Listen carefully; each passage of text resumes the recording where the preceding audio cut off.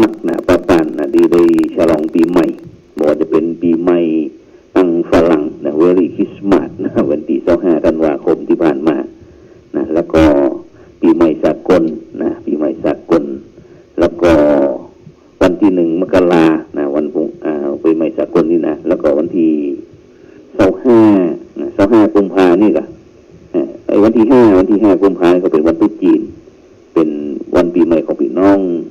ชาวจีนทั่วโลกเซียนเจียยู่อีเซียนนี่หดชายนะแล้วก็วันที่13 เมษายน 2562นี่ก็จะเป็นวันปีใหม่ของไทยเขาแต่ดั้งเดิมตั้งแต่โบราณมาละนะฉะนั้นก็คนไทยเขาก็ได้มีโอกาสนะได้บำเพ็ญตามวัฒนธรรมประเพณีได้ดีตลอดมานะซึ่งก็จะพบจะเจอกับสวัสดีนะซึ่งโดยเฉพาะนั่นทั้งหลายนะถ้าพูดถึงเรื่องปีใหม่ปีเก่าปีใหม่เนี่ยนะแต่จริงในวันเวลาเนี่ยมันมีเก่ามีใหม่ในตัวของมันความเก่าความใหม่นี่เป็นเรื่องของมนุษย์ที่เฮาสมมุติบัญญัติขึ้นวันเวลาบ่มีดีนะบ่มีชั่วความดีความชั่วอยู่ที่ตัวมนุษย์เป็นผู้ประกอบแล้วก็กำหนดขึ้นยกตัวอย่างวันไหนทำดีนะวันนั้นก็เป็นวันดีเป็นวันอาทิตย์บดีวันธงชัยวันไหนทำบดีนะวันนั้นก็เป็นวันอุบาทเป็นวันโลกาวินาศนะก็ถึงบอกวันไหนบ่สำคัญแต่วันนี้เป็นวันที่สำคัญกว่าวันไหนถึงพวกนี้มะรืนนี้ดีจะใดก็ยังไม่สำคัญต่อวันนี้นะบรรดาท่านผู้ฟังทั้งหลายฉะนั้นเราอยากจะขอให้ท่านทั้งหลายเนี่ยท่านผู้ฟังทั้งหลายได้ทำปัจจุบันผู้ดีที่สุดแล้วทุกสิ่งทุกอย่างก็จะดีขึ้นโดยลำดับทำดีนะดีกว่าขอพรถ้ามัวแต่อ้อนวอนพรบ่มีทำแต่กรรมดีก็จะทวีพรพรตั้งปีก็คือทำดีตลอดไปนะบอกว่าจะเป็นเรื่องสคสกนะหรือว่าส่งตั้งไลน์ตั้งเฟซหรือว่าของขวัญต่างๆสักต่อใดก็ไร้สุขซึ่งถ้าหากเราบรรดาท่านผู้ฟังทั้งหลายไม่ประพฤติธรรมฉะนั้นจงจำว่าทำใดๆก็ไร้ค่านะถ้าไม่ทำฉะนั้นนอกจากวันเวลานับเป็นสิ่งที่ทำให้ความเสมอภาคหรือว่าความเป็นเท่าเทียมกันหมดนะบ่มีอคติหรือว่าเอียงบอกว่าผู้นั้นจะเป็นเศรษฐีนะหรือว่ายาจกเข็นใจคนยากคนจนนะธรรมชาติก็บอกเคยหันแก่หรือว่ายอมแพ้นะต่ออำนาจนั้นก็ยังอยากกฎกติกาอยู่อย่างมั่นคงจากวินาทีก็เป็นนาทีจากนาทีก็เป็นชั่วโมงจากชั่วโมงก็เป็นวันจากวันก็เป็นเดือนจากเดือนก็เป็นปีหมุนเวียนเปลี่ยนกันไปหมุนกลับไปมาตลอดฉะนั้นเนี่ยบรรดาท่านผู้ฟังทั้งหลายวันเวลาและวารีบอกเคยคอยไผ่เรือเมล์และรถไฟก็ต้องไปตามเวลาโอ้และอืดอาดมักจะพลาดปรารถนาพลาดแล้วจะโศกานิจจาเฮาจ้าไปฉะนั้นปีเก่าบ่ส่ง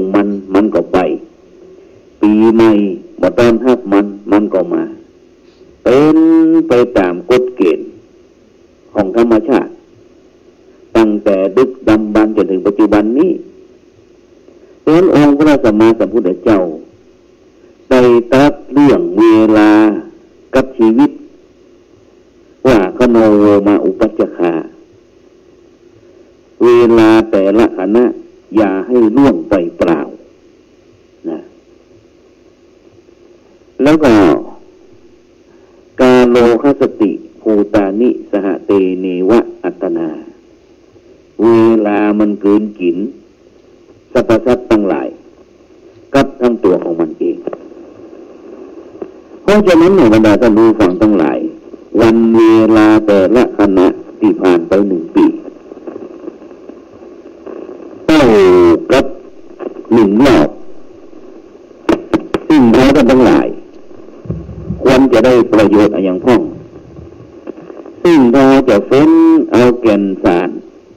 ในวันเวลา1 ปีที่ผ่านไปเอาทุกท่านทุกคนก็ควรที่จะได้คนละ4 รอบนี่อย่างพ้อง1 รอบครอบ2 รอบรู้3 รอบจัด4 รอบข้างรอบครอบความเป็นผู้ที่มีสติใคร่ควรพินิจพิจารณาให้ถี่ถ้วน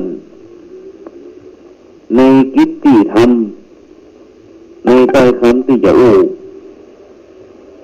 อย่างนิสมกรณังไสยโยใคร่ควรให้รอบครอบ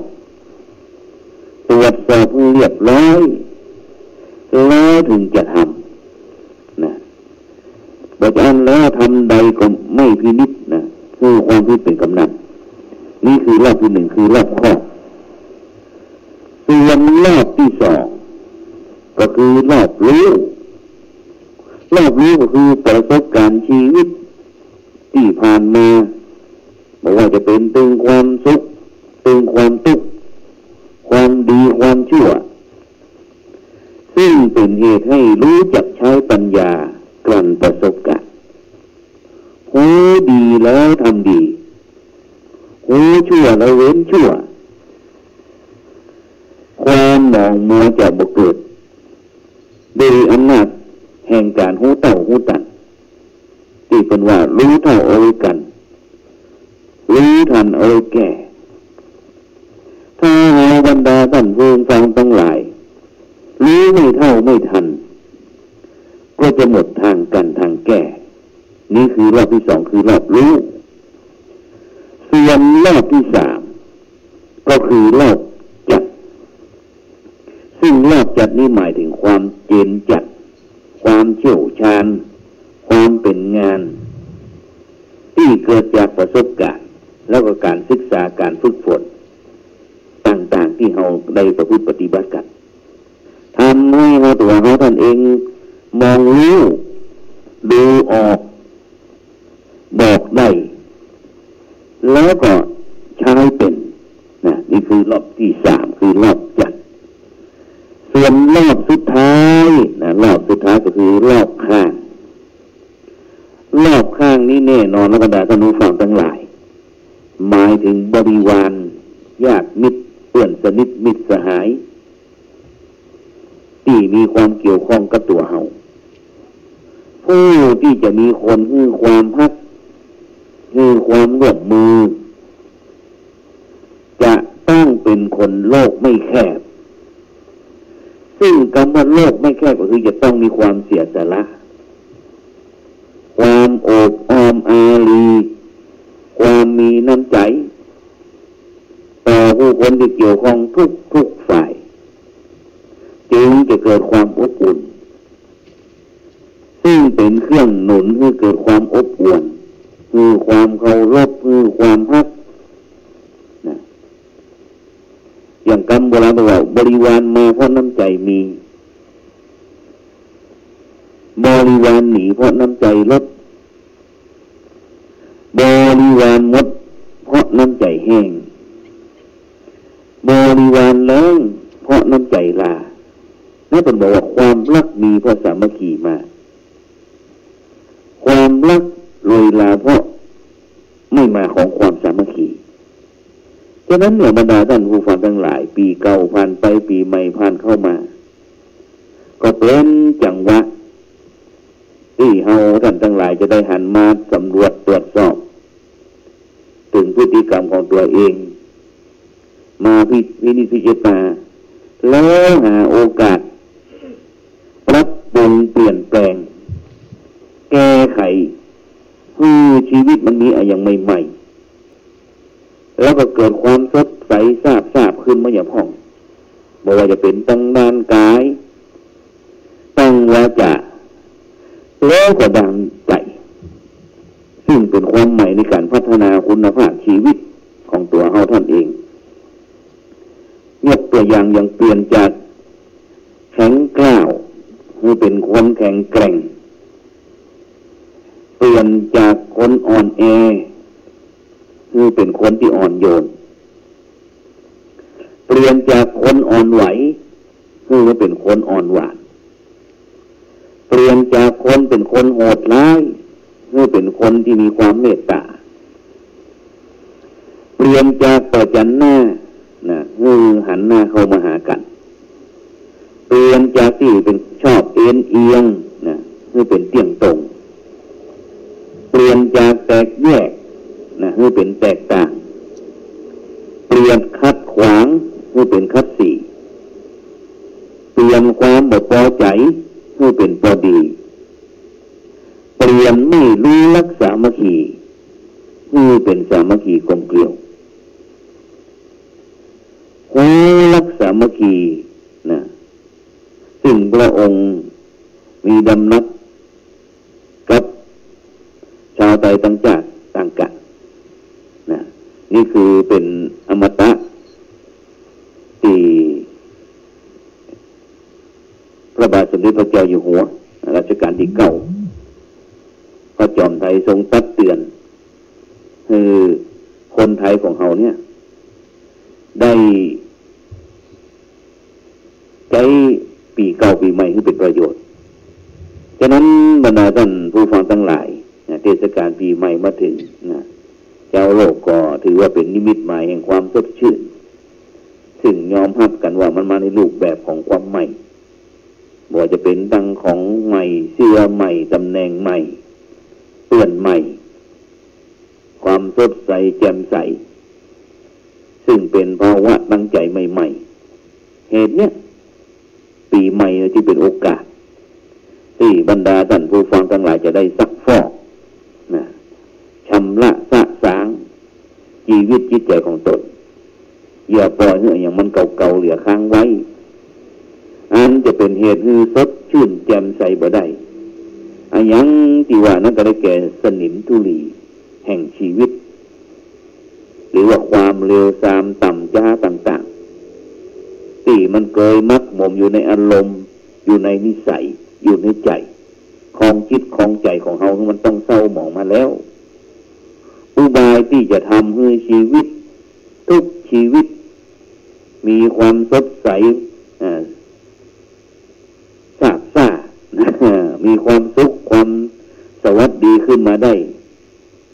องค์พระสัมมาสัมพุทธเจ้าได้ตรัสไว้ปรากฏในโสติกถาว่านายะตระโคชังคตะปัสสานายตระอินทริยะสังวลานายตระสัพพนิสักขาโสถิงปัสสามิปานินังซึ่งแต่จะว่ามาเราไปหาคดมองไม่เห็นความสวัสดีของสัตว์ทั้งหลายอื่นใดนอกจากปัญญาเครื่องตรัสรู้ความเพียรเครื่องเผากิเลสความสำรวมอินทรีย์แล้วก็ความเสียสละทั้งปวงมีองค์พระสัมมาสัมพุทธตัดไว้เลยซึ่งถ้าจะถอดความเป็นภาษาไทยเนี่ยให้จำง่ายว่าความสุขสวัสดีจะมีใดเนี่ยจะต้องอาศัยคุณธรรมสำคัญ4ประการคือ 1. ดำเนินชีวิตด้วยปัญญา 2. เพียรพยายามฆ่ากิเลส 3. ไม่สร้างเหตุแห่งความประมาทและสุดท้ายก็คือปราศจากความเห็นแก่ตัวซึ่งผู้ประพฤติธรรมทั้ง4ประการเนี่ยถ้าบุคคลใดท่านใดได้เข้าประพฤติปฏิบัติดำเนินชีวิตแบบตามหลักธรรม4ประการที่ว่าดำเนินชีวิตดีมีแต่กำไรเป็นการพัฒนาคุณภาพชีวิตให้มันดีงามอันความสดใสไร้ทุกข์โทษย่อมเกิดจากองค์ประกอบสำคัญเช่นเดียวกันก็คือ 1. มีสุขภาพพลานามัยดี บ่มีโรคภัยไข้เจ็บเบียดเบียนนับว่าเป็นความโชคดีที่หาได้ยากนะอย่างบาลีดังเป็นว่าอโลคยาปรมาลภาความบ่มีโรคเป็นลาภอันประเสริฐแล้วก็มีอาชีพที่สุจริตนะพึ่งตนเองได้มีปัจจัยใจสอยมีกินมีใจมีต่อตีนต่อมือบ่พูดบ่เคียงนะมีอาชีพที่สุจริตมีสถานภาพในสังคมมีกินแล้วก็ต้องมีเกียรติตั้งเกียรติยศเกียรติคุณนะมีศักดิ์มีศรีได้รับการยอมรับนับถือจากผู้คนในสังคมแล้วมีครอบครัวที่ผาสุกมีความอบอุ่นมีคนรักใคร่มีผู้เอาใจใส่บ้านก็เกิดกลายเป็นวิมานหรือว่าเป็นแดนสวรรค์อันเป็นยอดปรารถนาทุกของทุกคนดังนั้นบรรดาท่านผู้ฟังทั้งหลายปีพุทธศักราช 2562 ที่เข้ามาเกือบอาทิตย์เนี้ยเมื่อคืนนี้เป็นวันที่6เลยเนาะควรเป็นปีแห่งปัญญาเป็นปีแห่งการพัฒนาเพราะจะเป็นเหตุให้ชีวิตของบรรดาท่านผู้ฟังทั้งหลายมีความก้าวหน้าสถาพรฉะนั้นต้องการพัฒนาทั้ง4อย่างซึ่งการพัฒนา4อย่างนั้นพัฒนาอย่างซึ่งภาษาในทางพระพุทธศาสนาห้องการพัฒนาว่าภาวนาซึ่งคำว่าภาวนานี่แปลว่าการเจริญการทำให้เป็นตามการทำให้มีขึ้นการศึกษาอบรมฉะนั้นการพัฒนาทุกสิ่งทุกอย่างให้เกิดความก้าวหน้าสิ่งที่เราท่านทั้งหลายจะต้องพัฒนาหรือว่าภาวนาก็คือกายภาวนาศีลภาวนาจิตตภาวนาและสุดท้ายก็คือปัญญาภาวนากายภาวนาคือจะได้คือการพัฒนากายซึ่งหมายถึงการปรับปรุงพัฒนากายให้เจริญงอกงามขึ้นโดยกุศลธรรมต่างๆคือกุศลธรรมนั้นมันงอกงามขึ้นในจิตในใจในอัธยาศัยแล้วก็ยังอกุศลธรรมทั้งหลายที่มันเสื่อมสิ้นไปซึ่งก็ได้แก่การรู้จักการควบคุมอินทรีย์บ่คือเป็นจ้องตางที่จะมาแห่งสภาพกิเลสแห่งปัญหาหรือว่าความทุกข์นานาประการนี่คือกายภาวนาส่วนภาวนาที่2ก็คือศีลภาวนาหรือว่าศีลภาวนาซึ่งหมายถึงการพัฒนาศีลได้แก่การพัฒนาความประพฤติการควบคุมกายวาจาใจคืออยู่ในกรอบคืออยู่ในกฎคืออยู่ในระเบียบในกติกาคือมุ่งเกื้อกูลส่งเสริมสนับสนุนซึ่งกันและกันแล้วก็ไม่เบียดเบียนซึ่งกันและกันนะบอกว่าจะเป็นคนโยเป็นสัตว์ความจริงก็เป็นสัตว์ทั้งหมดเลยคนที่ว่านี่ก็เป็นสัตว์ชนิดหนึ่งแต่เขาเข้าใจว่าถ้าอู้ถึงสัตว์หมายถึงนอกจากคนความจริงคนก็เป็นสัตว์เช่นเดียวกันนะส่วนภาวนาที่3หมายถึงจิตตภาวนาพัฒนาจิตซึ่งการพัฒนาจิตก็คือการฝึกอบรมจิตให้มันเกิดความเข้มแข็งให้มันมีความมั่นคงนักแน่นเพราะว่าจิตของคนเฮานั้นเนี่ยบรรดาท่านผู้ฟังทั้งหลายถ้าบ่ฝึกก็จะกลายเป็นจิตที่อ่อนแอเป็นจิตที่อ่อนไหวแล้วก็ควบคุมได้ยากหรือว่าบ่สามารถควบคุมได้นะอย่างนี้ในพุทธภาษิตบอกว่าจิตตังทันตังสุขาวหังจิตที่ฝึกแล้วนำความสุขมาให้จิตก็ดีโลกก็ดีเป็นสิ่งที่มีความสัมพันธ์เกี่ยวข้องกันอยู่ตลอดเวลาอันยังเป็นสิ่งที่บดีก็มักจะถูก ดึงลงไปเกี่ยวข้องดึงลงไปสถานที่ต่ำฉะนั้นเนี่ยบรรดาท่านผู้ฟังทั้งหลายเขาจะต้องมีการฝึกจิตหรือว่าการปฏิบัติซึ่งคำว่าปฏิบัติก็คือการคัดแย้งโต้ต้านบ่ยอมเป็นไปตามอำนาจหรือกระแสกิเลสนั้น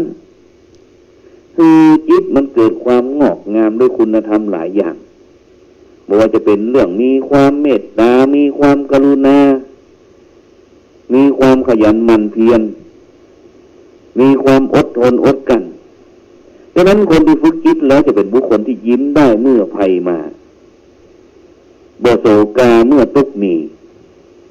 ยิ้มได้เมื่อถูกย่อหัวเราะเมื่อถูกเย้ยวางเฉยเมื่อถูกชมเป็นคนที่บ่ลงกระแสโลกบ่ไปเป็นตามกระแสโลกเพราะอำนาจที่เราท่านทั้งหลายเข้าถึงธรรมรู้ถึงสัจธรรมความเป็นจริงของทุกสิ่งทุกอย่างนะแล้วสุดท้ายคือปัญญาภาวนาหมายถึงการพัฒนาปัญญาเกิดการพัฒนาความคิดความเข้าใจในสิ่งทั้งหลายตามความเป็นจริงนะอย่างที่เป็นจริงก็มีความรู้ที่สังคมยอมรับได้นะยอมรับมีความรู้หลากหลายสำหรับไว้แก้ปัญหารู้ลึกรู้ซึ้งรู้จักรู้จริงรู้แจ้งแล้วก็สุดท้ายก็ให้รู้ละหูจักสละวางในสิ่งที่ตนเข้าไปยึดมั่นถือมั่นฉะนั้นบรรดาท่านผู้ฟังทั้งหลายในค่ำคืนนี้ก็ได้นำนานาสาระธรรมะขององค์พระสัมมาสัมพุทธเจ้ามาฮือตอนปีใหม่กับบรรดาท่านผู้ฟังทั้งหลายส่งท้ายปีเก่าแบบวิถีไทยตอนรับปีใหม่แบบวิถีพุทธนะส่งท้ายปี2561ตอนรับปี2562นะซึ่งก็เป็นตามที่อาตมาได้กล่าวไปว่าวันเวลานั้นส่งบ่ส่งมันก็ต้องจะมาต้องจะไปนะเป็นของธรรมดานะฉะนั้นวันนี้บรรดาท่านผู้ฟังทั้งหลายก็อากาศตั้งเมืองเชียงใหม่ของเขาก็สบายเนาะนะหลายท่านหลายคนก็ใฝ่ฝันอยากจะมาเมืองเชียงใหม่นะพอมาถามเจออาตมาบอกเป็นลุงตุปีเป็นน้อง มาอยู่ไปอยู่เมืองเชียงใหม่เขาก็บอกว่าเขาอยากจะมาสัมผัสบรรยากาศนอกเมืองเชียงใหม่พ่อนะฉะนั้นคนเหนือก็อยากจะไปแอวตั้งใต้คนใต้ก็อยากมาแอวตั้งเหนือคนเหนืออยากไปแอวภาคกลางก็อยากจะไปแอวตั้งเหนือคนเหนืออยากไปแอวอีสานก็อยากจะไปแอวตั้งเหนือก็เป็นที่เนี่ยบรรดาท่านผู้ฟังทั้งหลายเป็นนานาจิตตั้งจิตตั้งใจดังนั้นก็ในวาระส่งท้ายปีเก่าต้อนรับปีใหม่นี้ก็ขออนุโมทนาขอบคุณกับบรรดาท่านผู้ฟังทั้งหลายนะที่คอยติดตามฟังรายการส่องธรรมซึ่งดำเนินรายการโดยอาตมาภาพพระครูโสพลปริยัติผู้ช่วยเจ้าอาวาสวัดพระสิงห์วรมหาวิหารเลขานุการรองเจ้าคณะจังหวัดเชียงใหม่ที่ได้นำนานาสาระธรรมะขององค์พระสัมมาสัมพุทธเจ้ามามาจ๋ามาเอื่นมากล่าวกับบรรดาท่านผู้ฟังทั้งหลายตั้งคืน104.50 เมกะเฮิรตซ์เป็นประจำทุกคืนวันเสาร์วันอาทิตย์มีข้อแม้ว่าถ้าไม่ติดศาสนกิจหลังจากนั้นในช่วงสุดท้ายนี้ก็จะได้นำข่าวมาประชาสัมพันธ์กล่าวว่าในขณะนี้คณะสงฆ์ภาค7มีจังหวัดเชียงใหม่ลำพูนแม่ฮ่องสอนก็กำลังทำการอบรมบาลีก่อนสอบพระสงฆ์องค์เนนที่วัดดอยสัปปัญญูตำบลดันเต่าอำเภอแม่วางจังหวัดเชียงใหม่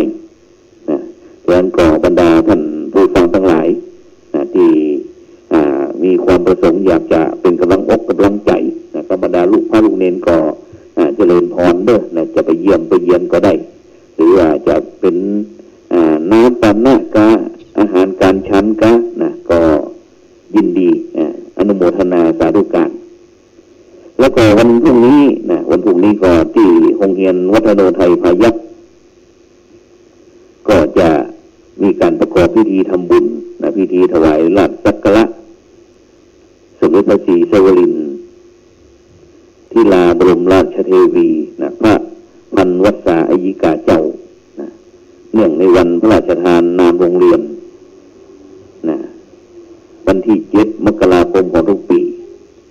ปีนี้ก็เป็นปีที่ครบรอบ91 ปีของการพระราชทานนามโรงเรียนดังนั้นก็วันพรุ่งนี้ก็จะทางโรงเรียนวัฒโนไทยพยัคฆ์ก็ได้กราบนิมนต์พระภิกษุสามเณรหลายวัดหลายวานะไปรับอาหารบิณฑบาตข้าวสารอาหารแห้งที่โรงเรียนนะเวลาประมาณสัก6:30 นาทีนะก็ถวายจังหันเจ้านะหรือว่าข้าวต้มเวลา7 โมงก็จะรับบิณฑบาตในบริเวณโรงเรียนวัฒโนไทยพยัคฆ์ฉะนั้นก็บรรดาท่านผู้ฟังหรือผู้ปกครองที่ฟังรายการฟังธรรมอยู่ก็อยากจะไปร่วมตักบาตรข้าวสารอาหารแห้งนะในวันพระราชทานนามโรงเรียนวัฒโนไทยพยัคฆ์ทุกวันที่7 มกราคมของทุกปีก็เรียนเชิญเจริญพรได้ฉะนั้นก็ต้องขอบคุณอนุโมทนากับทุกท่านนะแล้วก็ในช่วงงานส่งน้ำพระธาตุวัดไตรสิงห์วรมหาวิหารในนามของคณะสงฆ์คณะศรัทธาวัดไตรสิงห์วรมหาวิหารต้องขอบคุณอนุโมทนากับบรรดาพุทธศาสนิกชนซึ่งชาวไทยและก็ต่างประเทศที่ได้เข้ามาร่วมงานส่งเต้าปีเก่าต้อนรับปีใหม่ส่งน้ำพระธาตุที่วัดไตรสิงห์วรมหาวิหารฉะนั้นก็จะมีกิจกรรมครั้งหนึ่งก็คงจะเป็นช่วงเทศกาลมหาสงกรานต์เทศกาลมหาสงกรานต์ฉะนั้นก็ถ้ามีข่าวสารอย่างต่างๆก็จะได้นำมาบอกบุญบอกกุศลในการส่องธรรมแล้วก็วันที่10 มกราคมนี้ก็คณะสงฆ์คณะศรัทธาวัดพนอนคอนตานศักดิ์สิทธิ์นี้ก็จะได้ทำบุญอายุวัฒนะมงคลท่านอาจารย์พระครูบัณฑิตธรรมพรเจ้าอาวาสแล้วก็วันที่13 มกราคมนี้ก็อายุวัฒนะมงคลท่านอาจารย์มหาสมทรัพย์รองเจ้าคณะจังหวัดแม่ฮ่องสอนวัดห้วยไซขาวห้วยตายวันที่15 มกราคมนี้ก็จะเป็นการประชุมคณะสงฆ์หนเหนือที่วัดพระธาตุสีจอมทองแล้วก็วันที่16นี้ก็จะมีการประชุมขับเคลื่อนหมู่บ้านสินห้าวันที่19สวดมนต์หมู่บรรยายธรรมระดับจังหวัดวันที่22 มกราคมนี้ก็คณะ22 23คณะสงฆ์คณะศรัทธาวัดลำเปิงตะปูตะลามก็จะมีวิธียกเจ้าฟ้าวัดลำเปิงตะปูตะลามตำบลสุเทพอำเภอเมืองจังหวัดเชียงใหม่จากนั้นก็แจ้งข่าวประชาสัมพันธ์บอกบุญบอกกุศลคือท่านทั้งหลายนี่